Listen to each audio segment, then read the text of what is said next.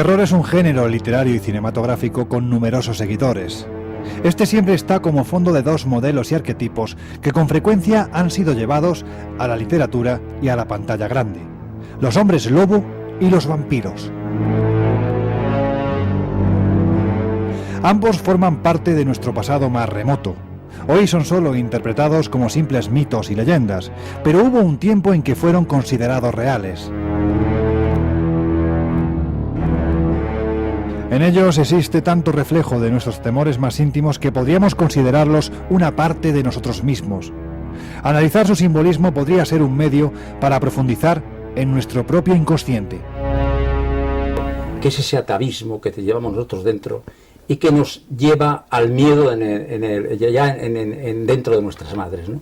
Donde ya existe el miedo? El hombre nace con el miedo y muere con el miedo. Acecha en la oscuridad, entre las sombras. No son ni hombres ni animales, no están vivos ni muertos. Forjado por la misma sustancia que los sueños, se encuentra el miedo, acechando al viajero impenitente. El miedo es parte de la condición humana. Somos criaturas diurnas. Nuestro reloj interno está sujeto a una alternancia entre luz y oscuridad. Es al llegar la noche cuando dormimos o bien somos intrusos en un territorio que no nos pertenece. Durante el día nuestra razón está alerta, pero durante la noche bajamos la guardia. Hace siglos que sabemos que nuestros sentidos son muy inferiores a los de los animales nocturnos. En su territorio pasamos a convertirnos de depredadores a presas.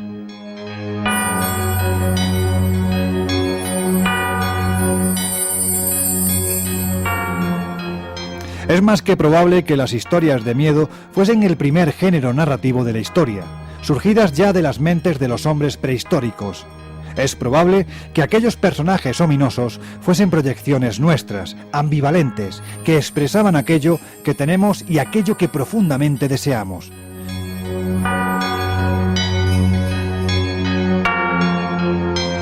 Criaturas a medio camino entre el hombre y el animal, que representaban los poderes de la noche. Eran verdugos nuestros y al tiempo héroes, porque con su dominio de la noche y de la muerte nos redimían. Tan fantásticos e imposibles como cualquier ideal o arquetipo, y a la vez tan reales que durante milenios el hombre no ha dudado de su existencia. De toda esta galería de monstruos, los vampiros y los licántropos son sin duda los más universales, los que mejor representan esa parte oscura de la naturaleza humana, que a duras penas podemos reprimir. Aunque sean los protagonistas de nuestras pesadillas, son más que ningún otro aquello que en secreto a todos nos gustaría ser.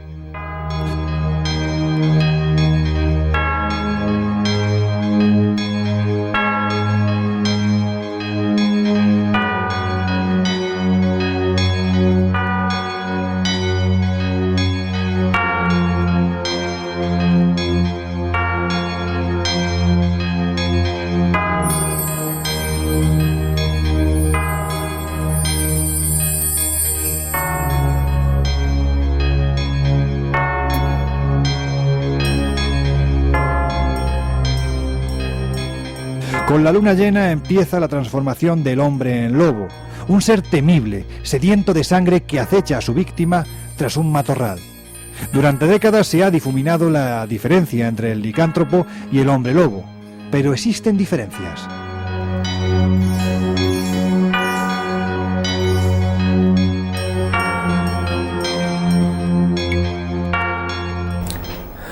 Bueno, desde el punto de vista médico, el concepto de licantropía nace como para querer darle una seriedad a una imagen mucho más anterior, que era la figura del hombre lobo, la figura de los zoantropomorfismos, es decir, la supuesta posibilidad de personas que eran capaces de transformarse en animales. El concepto de licantropía realmente no está recogido en ningún texto. Ni médico ni psiquiátrico principalmente, nada más que como un proceso patológico de tipo totalmente a nivel psíquico, es decir, lo que sería una alteración esquizoide en la cual la persona se cree que es capaz de adquirir un aspecto de animal. Sin embargo, si se quiere encontrar la raíz de esto, hay que perderse mucho en el tiempo, hay que perderse en los inicios de las religiones, a nivel de las figuras, las figuras de las diferentes religiones más de tipo chamánico, por llamarlas de alguna forma, en las que la simbología del animal está en relación directamente con el poder del propio chamán en sí.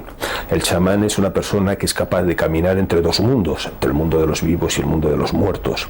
Entonces su situación le facilita que toda la magia, toda la actuación en el entorno que él va a tener, puede realizarla tanto en este mundo como en el otro. ¿Qué ocurre? Que para poder conseguir la caza, que es el elemento principal de subsistencia, tienen que llegar a un acuerdo con los animales para que los espíritus animales no reaccionen o no ataquen, en teoría, directamente al grupo cazador. Esta situación se conseguía con el chamán porque él entraba en contacto en el mundo espiritual con esos animales de poder, con esos símbolos animales, con esos espíritus animales que entraban a formar parte en un momento determinado de ser los representantes o los cuidadores de ese grupo cazador en sí.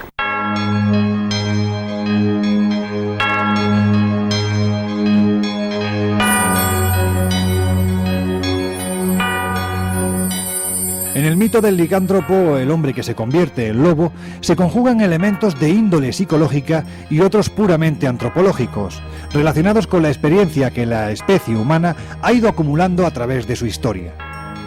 Evidentemente, este mito alude de forma clara a la bestia que cada uno de nosotros llevamos dentro, a esa parte animal controlada por la consciencia y la razón, hasta que cae el sol y llega la noche.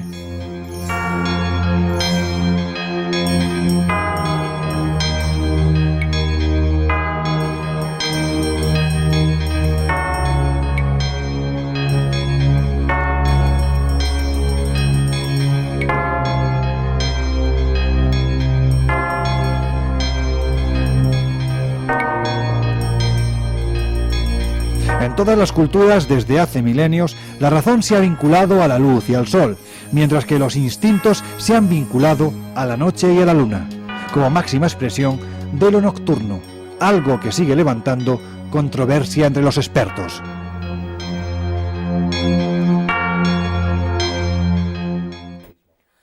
La noche y la luna siempre se ha asociado con la brujería. La noche y la luna no se ha asociado nunca con problemas de zoantropomorfismo, por una razón muy sencilla, porque esto es parte de la propia brujería. Las creencias chamánicas establecen algo muy concreto, y es que existen dos mundos separados por algo tan sencillo como es el puente o un río. El mundo del más allá y el mundo del más acá. En el mundo del más acá se vive directamente por el sol. El mundo del más allá es el otro mundo. Ese es el mundo donde cuando el sol se pone en el horizonte, sale el sol. Porque cuando nos hacen la imagen del mundo chamánico, es como si fuera un gran plato. En la parte de arriba vivimos las personas, en la parte de abajo viven aquellos que han muerto. El sol girará alrededor del plato y cuando se pone en el horizonte, empieza el día en el mundo de los muertos. Esa es la situación por la cual siempre se ha asociado la figura de la luna con todos los procesos de tipo más o menos de brujería, porque todas las creencias religiosas en las cuales estaba fundamentado su relación con el mundo de los muertos, estaba fundamentado en que tenía que ser en ese momento cuando los muertos estaban despiertos, es decir, durante nuestra noche.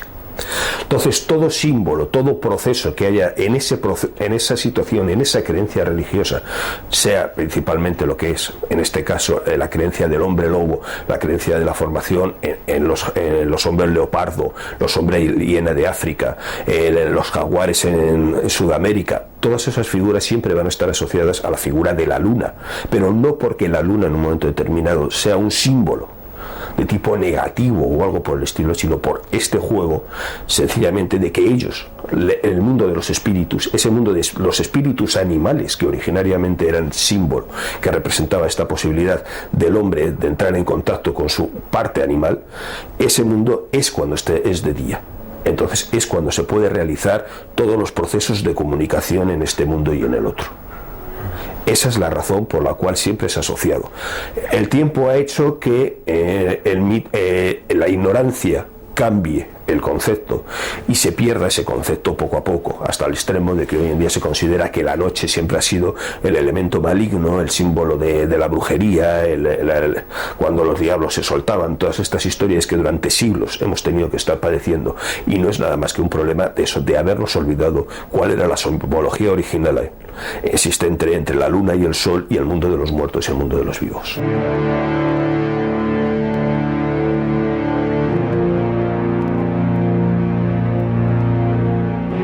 En el mito del licántropo, el hombre que se convierte en lobo, se conjugan elementos de índole psicológica y otros puramente antropológicos, relacionados con la experiencia que la especie humana ha ido acumulando a través de su historia.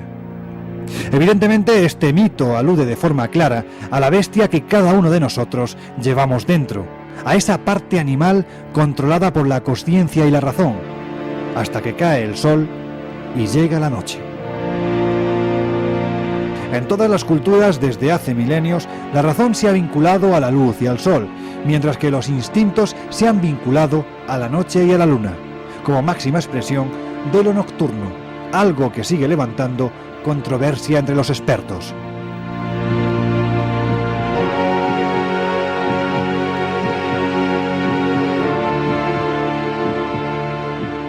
No existen alteraciones importantes que se puedan medir. El gran problema que se tiene es que muchas veces siempre se habla de que la luna produce grandes alteraciones a nivel de la psique de las personas, y hay esas historias de que los días de luna llena hay más asesinatos y esas cosas. Bueno, la realidad es que cuando todos estos datos se quieren llevar a algo como un estudio estadístico normal y corriente, te demuestran que es igual absolutamente a cualquier otra noche y en cualquier otra circunstancia.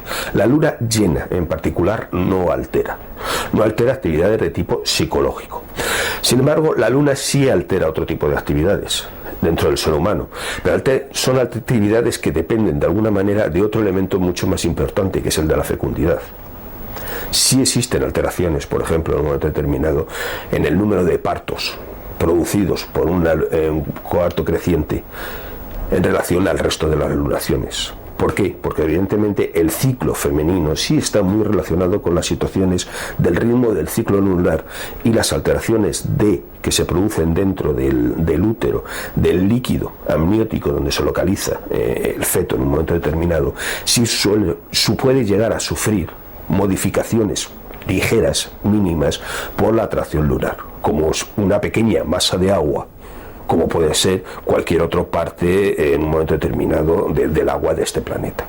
Esas modificaciones sí se pueden ver, y se ha llegado de alguna manera a relativamente contrastar. Digo relativamente siempre porque los datos nunca son definitorios, o sea, no es decir que el día de luna llena se multiplica por 50, no, hay un poquito más, 2, 3 casos más, 4, o sea, porcentajes relativamente pequeños, pero sí puede haber eso. Pero en cuanto a la modificación de la psique de la persona, le alteran muchísimo más fenómenos como pueda ser directamente el calor, que el hecho de la existencia de una luna llena.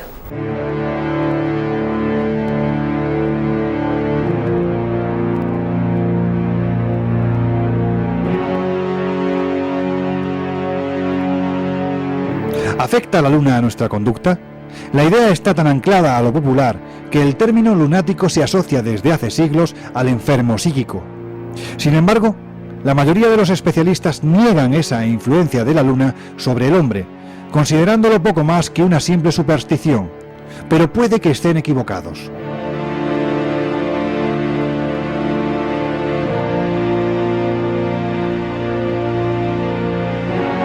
En los escasos estudios exhaustivos que se han hecho partiendo de archivos hospitalarios y policiales concretos, el resultado demuestra un claro aumento de accidentes y asesinatos entre la luna nueva y la luna llena. En el año 1978, el psiquiatra estadounidense Arnold Lieber publicó un innovador libro sobre la relación de las fases de la luna y nuestra conducta, algo que, por otra parte, parece bastante lógico. El cerebro humano es mucho más sensible de lo que habitualmente se cree a los cambios estacionales y a las circunstancias físicas y del clima que nos rodean. Si la Luna, por tanto, por su cercanía influye en el electromagnetismo terrestre, no es de extrañar que lo haga también sobre nuestro comportamiento. Se trataría, sin embargo, de una influencia, un condicionante que en el último instante puede ser controlado por nuestra razón.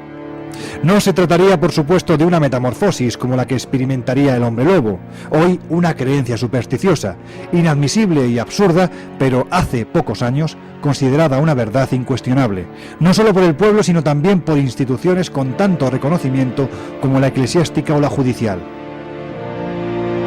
Solo en territorio francés, entre 1520 y 1630, se registraron nada menos que 30.000 casos de licantropía. Muchos de estos fueron juzgados y condenados, y algunos gozaron de gran repercusión social, como el caso de Gilles Garnier, quien, tras confesar haberse convertido en hombre lobo por las noches y bajo esa forma haber asesinado y devorado a varios niños, fue quemado en la hoguera el 18 de enero de 1574. El juicio más célebre por licantropía fue el del hombre lobo alemán Peter Stuyff, que fue condenado en Colonia en el año 1589. Quién sabe si víctima de las torturas inquisitoriales o de su propio delirio, confesó haber sido el autor de numerosas muertes bajo la forma ni más ni menos que de hombre lobo. Las torturas que se le aplicaron fueron más inhumanas, si cabe, que los crímenes que se le imputaban, lo que demuestra la fuerte creencia en estos mitos. Fue atado al mecanismo conocido como rueda. Se le aplicaron tenazas al rojo en múltiples puntos de su cuerpo. Se le quebraron brazos y piernas con mazos, y después se le cortó la cabeza y se quemó el resto de su cuerpo en la hoguera. Psicológicamente, la transformación significa una catarsis total, una liberación de nuestra parte animal. Pero hay más razones para explicar esa relación de amor-odio entre el hombre racional y el hombre lobo, razones que se encuentran en el inconsciente colectivo desde épocas remotas.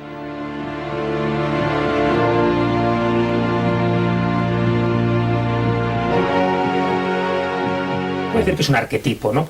Cambian los nombres, cambian un poco si quieres las circunstancias, pero lo que son los comportamientos, lo que es un poco esa actitud devoradora, ¿no? Porque siempre es un animal de presa el que se transforma en este tipo de mitos, ¿no? Esa actitud siempre es la misma, y de ahí que se haya recogido como un mito pavoroso en casi todas las leyendas, ¿no? Hasta el punto que después ha derivado pues casi en un mito menor que ha servido para asustar a los niños cuando no hacían una determinada cosa o cuando no llegaban a casa a la hora que sus padres querían llegar, ¿no? Se les asustaba precisamente con el hombre lobo. Y ahí fíjate que hay una deformación del mito bastante interesante, porque se dice que hay como dos hombres lobos, uno que serían los hereditarios y otro serían los voluntarios, aquellos que se quieren transformar en hombre lobo en una determinada circunstancia, sobre todo cuando hay luna llena y gracias a rituales mágicos, sobre todo de magia negra. Pero los hereditarios, dicen estas leyendas, que se convierten en hombres lobos a través de una maldición familiar, normalmente paterna o materna, ¿no? Y es cuando el niño no se ha comportado bien y le dice, ojalá te conviertas en hombre lobo. En Asturias, por ejemplo, hay una leyenda preciosa que es la del lomo cerval, que refleja todo esto. Es el niño díscolo, no se comporta como sus progenitores quieren, y al final les cae una maldición encima y se transforman en hombres lobos que tienen que estar vagando continuamente hasta que esa maldición deja de tener sus efectos, de cumplir sus efectos. Pero si no es así, sería hereditaria, a diferencia de los mitos gallegos, que esos son más sui generis y todavía como mucho más chocantes, porque dice que se convierte uno en hombre lobo si eres el 7º hijo varón consecutivo. Si es al revés, es una mujer, y son la 7ª mujer consecutiva, no se convierte en hombre lobo, sino en meiga.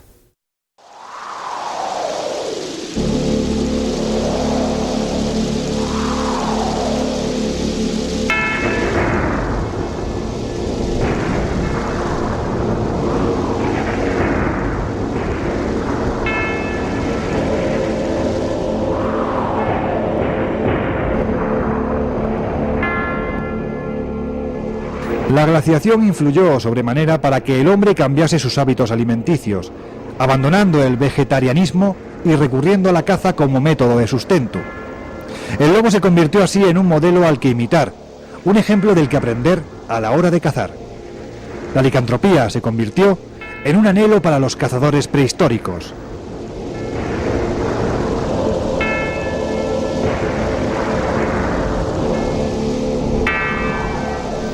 Vestidos como un lobo, en las noches de luna llena trataron de propiciar la anhelada metamorfosis, un fuerte vínculo que duraría para siempre.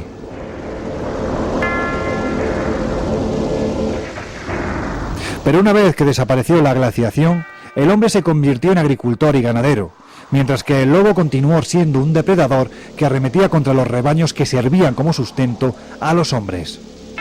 Así, de modelo a imitar y aliado, el lobo pasó a convertirse en enemigo, en adversario. La metamorfosis del hombre en lobo se convirtió así en una maldición, o en la aspiración de algunos marginados que, para vengarse de la sociedad establecida, no dudaban en buscar la complicidad del diablo para convertirse en licántropos, saliendo así, bajo la luz de la luna, de la miserable existencia que les había tocado vivir a la que tenían en ese momento.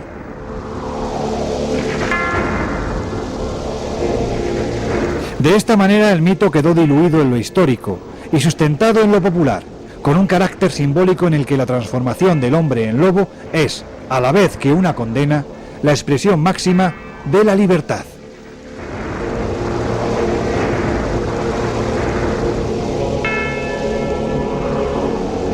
Bueno, pues esa película es un poco cuando yo estaba viendo a Nicholson y dice, hombre, ahora yo acabo de escribir un guion ahora que se llama Los ojos del lobo, que no sé si se llevará a cabo con Estados Unidos, lo quiero hacer, donde acentúo todo esto y además pues esa sensación de encontrarse de nuevo con una libertad absoluta, con la naturaleza, con todas estas cosas, porque el hombre lobo es bastante ecológico, ¿no? Sí. Aunque ahora lo hayamos introducido en la ciudad, ¿no? en las grandes metrópolis, pero lo cual contrasta más con su auténtico mundo, ¿no? Que procede de los bosques espesos y tal.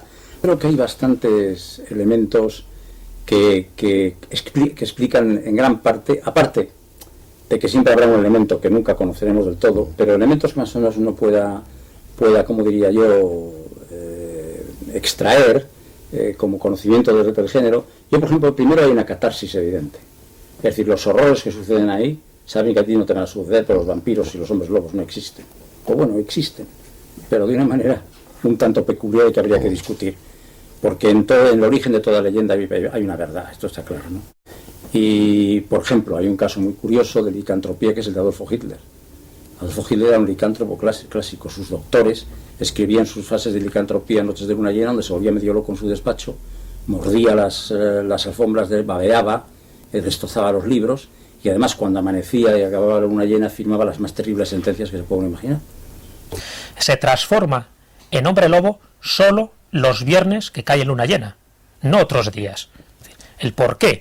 Hombre, habría que adentrarnos un poco en el simbolismo de la luna llena. Siempre es asociado a determinadas divinidades lunares, como era Hécate y todo su cortejo de divinidades infernales, de divinidades del inframundo, ¿no? Y Hécate era una de esas divinidades asociadas a la luna, y en concreto a la luna llena, y muchos de estos mitos que proceden de la mitología y de leyendas pues bastante difusas, ¿no? Pero casi todas perdidas un poco en la noche de los tiempos, y nunca mejor dicho cuando hablamos de la luna llena, se asocia precisamente a la luna, es decir, es un simbolismo lunar precisamente como reina de los espíritus que salen justo cuando la luna aparece en el horizonte, ¿no? A diferencia de los espíritus diurnos o de luz, que son los que de alguna forma sustituirían o serían un poco pues el cortejo de las divinidades solares, donde se asociarían pues muchos de estos que acabas de citar, como eran los duendes, como eran las hadas, que se asocian más a ese aspecto benéfico solar. Siempre la luna se asocia a los animales o espíritus que tienen que ver con el mundo de los muertos, con la sangre, con lo pavoroso, con lo macabro y normalmente pues con los asesinatos perpetrados pues contra no solo seres adultos sino contra los niños, ¿no? Porque los niños siempre han sido víctimas propiciatorias no solo de los hombres lobos sino también de los vampiros.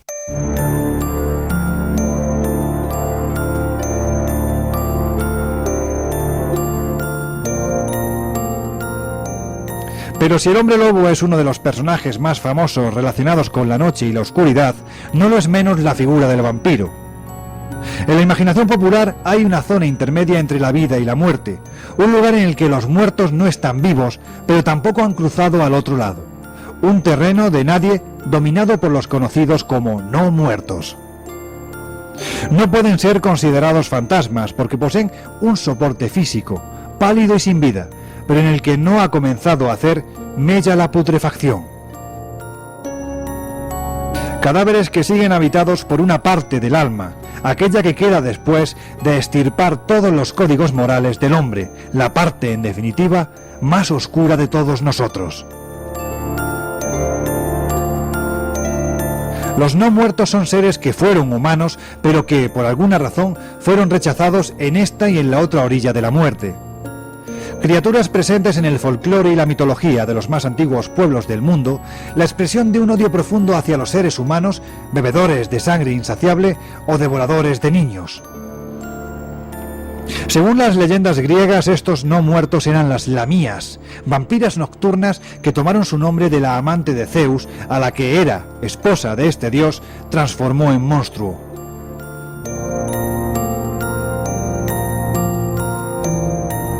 Fue también Lilith, el espíritu sediento de sangre, heredado de Babilonia, que recorría por las noches los desiertos judíos, o Estrigoiu, en su versión griega.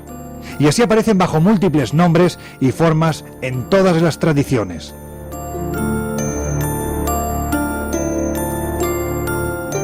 Comparten con los seres humanos este mundo, pero solo son temibles por las noches. Su condena no es solo esa condición de no muertos, sino también su sed insaciable de sangre, un fluido vital que presta energía a sus cuerpos inertes. Son, han sido y serán siempre los vampiros. Desde América hasta África, desde la Polinesia hasta las estepas de la Europa oriental, los vampiros parecen formar parte de nuestras más antiguas pesadillas. Poco quedaría de ello si no fuera por la literatura, sobre todo la conocida como gótica, que convirtió a estos personajes en verdaderos protagonistas. La primera de ellas, si dejamos al margen los precedentes de la literatura clásica, fue una novela por entregas que se publicó en Londres en 1845 con el título de Barney el vampiro o El festín de sangre. Eran 220 episodios a un penique cada uno, en los que aparecieron muchos de los tópicos relacionados con el vampirismo: cruces, estacas, doncellas muertas y, por supuesto, la sangre. Ya antes, la personalidad del vampiro había sido diseñada con mayor genialidad, pero menor éxito, por John William Polidori, médico y secretario de Lord Byron, en un cuento titulado El vampiro. Su protagonista, Lord Ruthven, reuniría todos los elementos modernos del mito. Pero tanto este personaje como Carmilla, la vampira lésbica de Joseph Sheridan Le Fanu, quedarían eclipsados, como muchos otros, por el más famoso de todos los vampiros, el más sugerente de los personajes que ha dado la literatura del terror. Hablamos, cómo no, de Drácula. Welcome to my home. And it's really of your own will and leave some of the happiness you bring. Count Dracula? I am Dracula. And I bid you welcome, Mr. Harcourt, to my house. Come in.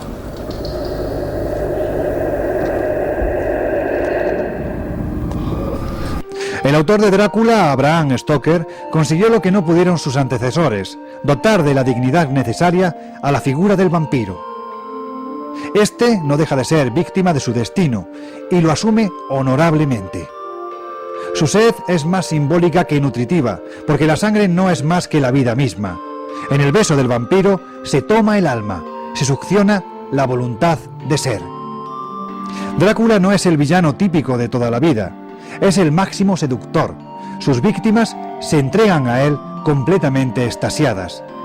Emperador de las sombras, domina a las criaturas de la noche, y libre de afectos y prejuicios morales, no hace sino seguir los designios de su propia voluntad, rompiendo así todas las barreras. Es lo que todos desearíamos ser si tuviésemos valor para ello. El crucifijo o el agua bendita que utilizan para luchar contra él no son sino el símbolo de las normas establecidas, de lo que socialmente se asume como conveniente. Al final, el vampiro siempre es sacrificado por todo lo que tiene como símbolo desestabilizador. Al parecer, Bram Stoker se inspiró para crear el personaje que le haría inmortal en un noble valaco, el príncipe Vlad Tepes, un temeroso perseguidor de los turcos que cometió tremendas atrocidades con sus enemigos, entre ellas, empalarlos y despedazarlos. Cuando hablamos del vampiro, también nos perdemos un poco en esa noche de los tiempos, donde no hay un origen claro. Se sabe que es legendario, se sabe que siempre ha habido criaturas, tanto del otro lado del espejo, de la otra realidad, de aquello invisible, que se encargaban de vez en cuando de materializarse para vampirizar, para chupar la sangre de los seres humanos, y vampiros de carne y hueso, vampiros cotidianos, vampiros humanos, que han ejercido esa misma función. Pero claro, aquí tendríamos que hablar como de distintos aspectos dentro de este mito, que es el aspecto legendario, donde las leyendas dan pie, ¿no?, y hacen hincapié también en todo este tipo de parafernalia. El aspecto histórico, es decir, aquellas personas que han generado el mito del vampiro. Vlad Dracul, el príncipe de Valaquia, pues es el caso más representativo, y después el caso más paradigmático y casi pues el más actual, ¿no?, que es el médico, es decir, las repercusiones psicológicas que tiene toda esta mitología, porque hay personas que se consideran que son vampiros, pero al igual que ocurría con el hombre lobo, hay un aspecto fundamental de enfermedad mental, ¿no?, de enfermedad que genera todo este tipo de psicosis o de alucinaciones, y también, por supuesto, una enfermedad que les hace ingerir o absorber sangre humana, pues por determinados procesos metabólicos que han degenerado, ¿no?, en esa enfermedad, y que han sido muy estudiadas además por médicos. Se sabe que hay un componente fundamental en muchos de los procesos de hombres lobos, por ejemplo, que era la rabia, y algunos de los procesos inquisitoriales en que a pobres desgraciados se les llevó a la hoguera, pues no era ni menos que gente que había sido mordida por lobos y que les había generado esta enfermedad, que era la hidrofobia, que era la rabia, y habían muerto pensando que eran hombres lobos. Bueno, pues con el vampiro pasaba algo parecido, ¿no? Eran personas que necesitaban ingerir sangre humana, pero por una cuestión fisiológica, y se les pensó que eran vampiros, y se les aplicó pues todo tipo de torturas asociadas a los vampiros, incluso su muerte, ¿no? Y ahí nos metemos pues uno de los mitos fundamentales, que es cómo poder acabar definitivamente con alguien que dice ser un vampiro. ¿Por qué el vampiro hoy en día tiene una importancia? Hoy en día, más que, por ejemplo, otros zoantropomorfismos como puedan ser el hombre oso, o como pueda ser que ha desaparecido casi completamente esa figura dentro de la cultura europea, o la figura incluso del hombre lobo, que bueno, que dentro de lo que cabe ha sobrevivido. Ha sido por una razón puramente cultural. Ha tenido una circunstancia que, sin duda alguna, el elemento literario lo hizo tan famoso y lo extendió tanto originariamente, por la figura principalmente, originariamente el vampiro de Polidori y posteriormente Drácula de Bram Stoker, dio una figura tan organizada que ha ido con el tiempo superándose poco a poco a sí mismo. Se ha convertido en uno de los mitos por autonomasia de nuestra cultura. Hoy en día el vampiro ya no produce miedo, produce admiración. La figura ha ido cambiando con el tiempo, de tal manera que hoy no podemos hablar de un vampirismo de miedo, no tiene sentido, es más otro tipo de vampirismo. El vampirismo hoy no es aquellas figuras de muertos salidos a los 4 días de la tumba buscando sangre en un momento determinado y que pasada unas semanas se volvían a la tumba normalmente. Esa figura tan sumamente, a veces un poco ridícula, que era tan fácil de engañar como echando un puñado de granos de arroz en medio de un cruce de caminos. El vampiro se pasaría toda la noche recogiendo los granos de arroz y cayéndosele de las manos hasta que saliera el sol y lo destruyera. Esa figura tan sumamente absurda hoy se ha convertido en una especie de dandy, de mito absoluto, de la elegancia, de la supervivencia. Es esa figura de la inmortalidad por encima de todo, y llega hasta el extremo de que ya no el vampiro ya no depende, ya no tiene esa dependencia de la sangre para supervivir, sino que es capaz incluso de elegir. Esa figura mitológica nueva que hemos creado no tiene nada que ver originariamente con el miedo atávico del vampiro. Más que nada por una razón, porque el miedo del vampiro fue principalmente en el siglo XVII y XVIII, cuando se asoció a las grandes pestes, pero realmente en Europa el miedo era al hombre lobo.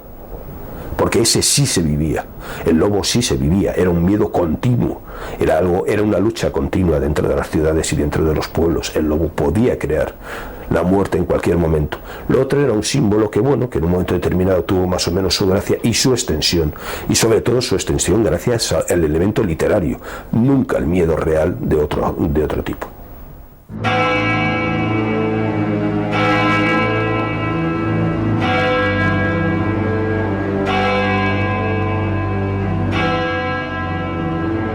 Pero habría de ser Bela Lugosi quien aportaría su rostro reconocible al conde Drácula de Bram Stoker, dotándolo de ese halo aristocrático y elegante ya recogido por John William Polidori y que pasaría a la historia, en una película de culto en el género del terror dirigida por Todd Browning y que contaría con numerosas secuelas protagonizadas también por el mismo Bela Lugosi.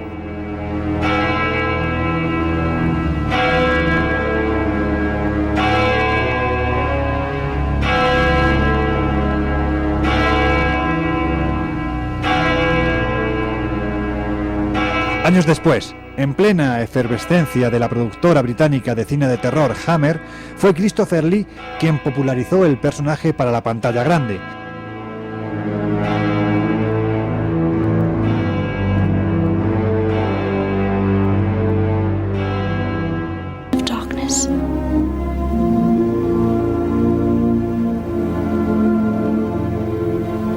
Our love is stronger than death. Hasta que en 1992 sería Gary Oldman quien encarnaría de nuevo y de forma magistral al personaje en la excelente versión de la novela dirigida por Francis Ford Coppola.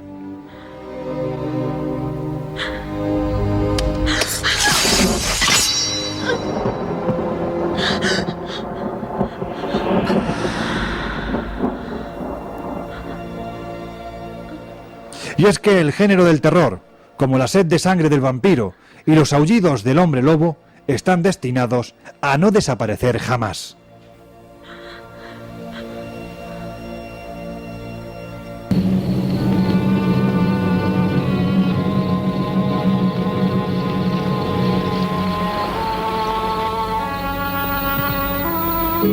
Caminaste por un sendero de espinas, pero no fue culpa tuya.